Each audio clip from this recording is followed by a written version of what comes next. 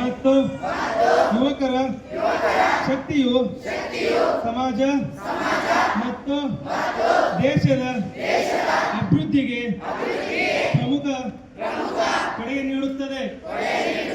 ಆದ್ದರಿಂದ ಗರಿಷ್ಠ ಸಂಖ್ಯೆಯ ಯುವಕರು ಮಾದಕ ದ್ರವ್ಯ ಚಟದಿಂದ ಮುಕ್ತ ಭಾರತ ಅಭಿಯಾನಕ್ಕೆ ಸೇರುವುದು ಬಹಳ ಮುಖ್ಯ.